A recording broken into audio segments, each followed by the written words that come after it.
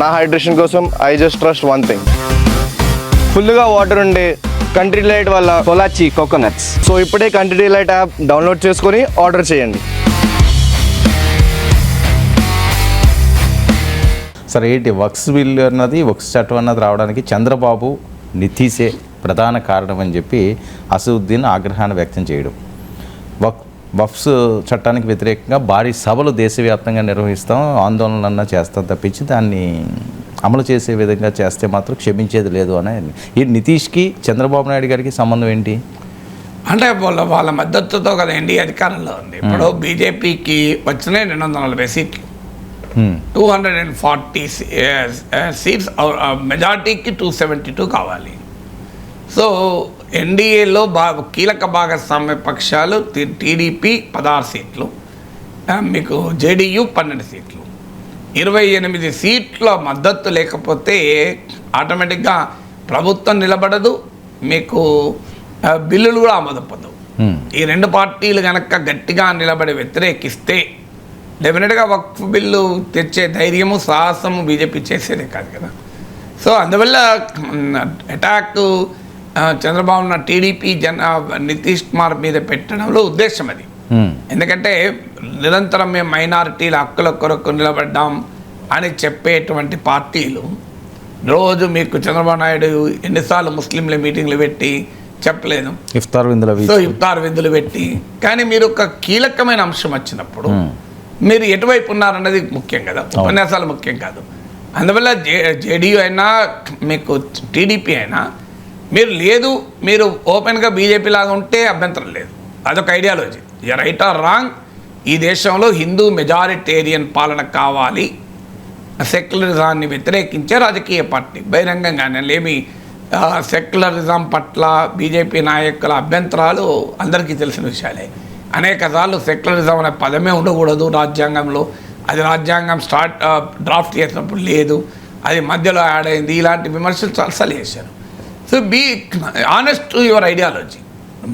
ఈ ప్రశ్న ఎందుకు వస్తుంది అంటే you true to be your ideology. ఉంటే హిందుత్వ ఐడియాలజీ, లేదు బీజేపీ ఐడియాలజీ వైపు ఉండండి.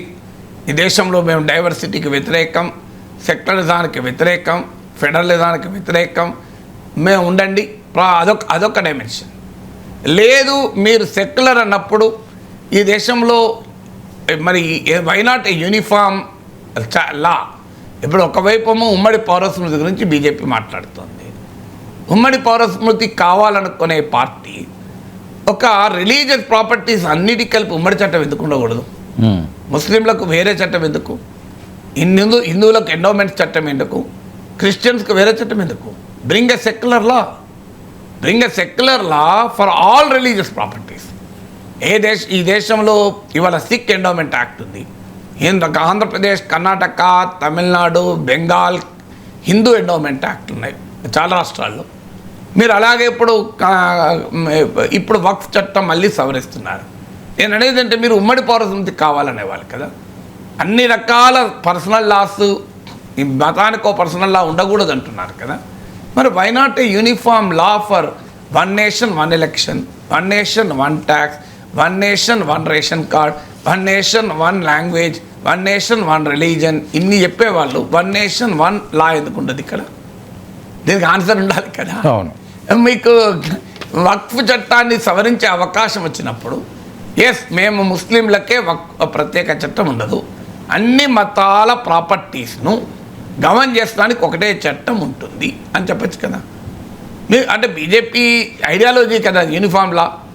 ఒకవైపు హిందూ దేవాలయాలకు ప్రభుత్వ నియంత్రణ ఏంటి అని అడుగుతారు, మరి ముస్లిం ప్రాపర్టీస్ మీద ప్రభుత్వ నియంత్రణ పెంచుతారు. మీ విధానము మతపరమైన అంశాల్లో ప్రభుత్వ జోక్యం ఏంది అన్నప్పుడు ఏ మతంలోనూ జోక్యం ఉండకూడదు కదా. సో అన్నిటికీ ఒకటే ఉండాలి కదా.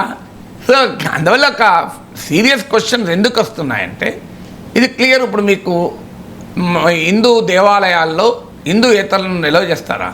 టీటీడీ బోర్డులో నాన్ హిందూస్ నిల్వ చేస్తామా? అసలు టీటీడీలో అసలు ఉద్యోగాలు కూడా వేరే వాళ్ళు ఉండకూడదని కదా అప్పుడు వాదన.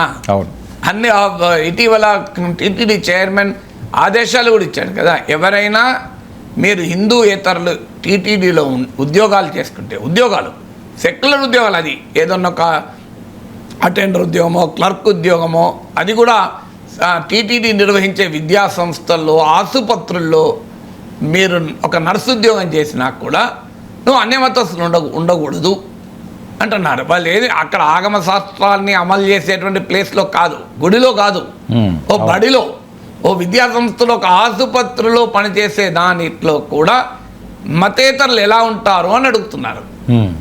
ఇంత క్లియర్గా ఇప్పుడు నీకు ఆ మతం వారి కాకపోతే డిక్లరేషన్ సంతకం చేయమని అంటున్నాం. మరి అలాంటప్పుడు వక్ఫ్ చట్టానికి సవరణ చేసి వక్ఫ్ బోర్డులో ఖచ్చితంగా ముస్లిమేతరులు ఉండాలని నిబంధన పెడితే అది ఏ రకంగా అంగీకారం అయితే ఏ మతానికైనా? నువ్వు ఖచ్చితంగా వక్ఫ్ ఆస్తులు అన్యాక్రాంతం అవుతే దాన్ని అరికట్టు, కానీ అన్యాక్రాంతం అవడానికి అవకాశాన్ని ఇచ్చింది ఈ చట్టం. విచిత్రం ఏంటంటే ఒకవైపు ఏమో వక్ఫ్ ఆస్తుల్ని అన్యాక్రాంతం అవుతున్నాయి, వాటిని పరిరక్షించడానికి మేము ఈ పని చేస్తున్నాం అని చెప్తున్నారు. కానీ ఏం చేశారు అందులో? అంతకుముందు చట్టంలో లిమిటేషన్ యాక్ట్ ఆఫ్ 1963 వర్తించదు అని ఉంది. లిమిటేషన్ యాక్ట్ ఏంటంటే ఒక ప్రాపర్టీ అడ్వర్స్ పొజిషన్లో 12 years ఉంటాయి, అంటే 12 ఏళ్ల పాటు నీ ల్యాండ్ నేను ఆక్రమించుకొని ఉన్నా, 12 ఏళ్ళు నువ్వు దాన్ని చూస్తూ ఊరుకుంటూ ఎన్నడూ కేసు పెట్టలేదు. 12 ఏళ్ల తర్వాత నువ్వు కేసు పెడితే కోర్టు అడుగుతుంది ఇన్నేళ్ళు నువ్వు చేంజ్ చేశావని. అడ్వర్స్ పొజిషన్ కింద నాకు హక్కులు వస్తాయి. ఈ లిమిటేషన్ యాక్ట్ అంటారు దీన్ని, ప్రాపర్టీ యాక్ట్లో. ఈ లిమిటేషన్ యాక్ట్ ఆఫ్ 1963 వక్ఫ్ భూములకు వర్తించదు. అంటే 30 ఏళ్ల కింద 40 ఏళ్ల కింద ఆక్రమించుకొని 40 ఏళ్ళుగా నువ్వు అనుభవించినా అది వక్ఫ్ ఆస్తి అయితే ఇప్పుడైనా తీసుకోవచ్చు. ఓకే, ఇది వక్ఫ్ ఆస్తులు అన్యాక్రాంతం కాకుండా కాపాడుతుంది కదా. మరి ఆ ప్రొవిజన్ తీసేశారు ఇప్పుడు. అంటే మరి ఒకవైపు నువ్వు ఏం చెప్తున్నావు, వక్ఫ్ భూముల పరిరక్షణ కొరకు అంటున్నావు, మరోవైపు వక్ఫ్ భూములు అన్యాక్రాంతం కావటానికి వీలు కల్పిస్తున్నావు. ఇలాంటి అనేక అంశాలు ఉన్నాయి కనుకనే right to article 26 of the constitution ప్రతి మతానికి తమ మతపరమైన వ్యవహారాల్ని నిర్వహించుకునే ప్రాథమిక హక్కును భారత రాజ్యాంగం కల్పిస్తుంది. It is the fundamental right to manage once properties by any religious denomination. అందువల్ల ఇలాంటి ఒక మౌలికమైన అంశాలపైన సెక్యులర్ లీడర్స్ అయిన చంద్రబాబు నాయుడు కానీ నితీష్ కుమార్ కానీ స్టాండ్ ఎందుకు తీసుకోలేకపోతున్నారు? సో ఒక పార్టీతో పొత్తు ఉండడం తప్పు కాదు, కానీ పొత్తు ఉన్నప్పుడు నీ మౌలిక లక్ష్యాలను ఎలా వదిలేస్తావు? సో టీడీపీ కానీ జేడీయూ కానీ దే స్టాండ్ ఫర్ సెక్యులరిజం. అలాంటప్పుడు ఇంత వివక్షపూరితమైన చట్టాన్ని పార్లమెంట్లో ఎలా సమర్థించారు అన్న క్వశ్చన్ ఇవాళ తప్పనిసరిగా వస్తుంది. ఎందుకంటే ఈ రెండు పార్టీలు సమర్థించి ఉండకపోతే ఆ బిల్లు తెచ్చే సాహసం మోడీ చేసేవాడు కాదు, బీజేపీ చేసేది కాదు. సో అందువల్ల ఈ చట్టం వచ్చినప్పుడు ఒక స్టాండ్ తీసుకొని అన్ని మతపరమైన ఆస్తులకు ఒకే చట్టం తెద్దాం, మీ విధానమే కదా యూనిఫామ్ సివిల్ కోడ్, మరి ఉమ్మడి పౌరస్మృతి కొరకు అడుగు ముందుకేద్దాం. మీరు రాష్ట్రాల్లో ఉత్తరాఖండ్లో అస్సాంలో ఉమ్మడి పౌరస్మృతి చట్టం చేస్తున్నారు కదా, మరి ఒక మంచి అవకాశం వచ్చింది, అన్ని మతపరమైన ఆస్తులకు ఒకే చట్టం పెడదాం. ఎందుకు వక్ఫ్ చట్టం ఉండాలి ప్రత్యేకంగా ముస్లింలకు? No special treatment for any community. Religious property is religious property. భారత రాజ్యాంగం అన్ని మతాలకు సేమ్ హక్కులు ఇచ్చినప్పుడు అన్ని మతాల ఆస్తుల పరిరక్షణకు ఒకే చట్టం ఎందుకు ఉండకూడదు అని కనుక చంద్రబాబు నాయుడు నితీష్ కుమార్ స్టాండ్ తీసుకుని ఉంటే they could have done a great contribution కదా. బీజేపీని వ్యతిరేకించడం కూడా కాదు, బీజేపీ విధానమే కదా యూనిఫామ్ సివిల్ కోడ్, మీ విధానమే కదా.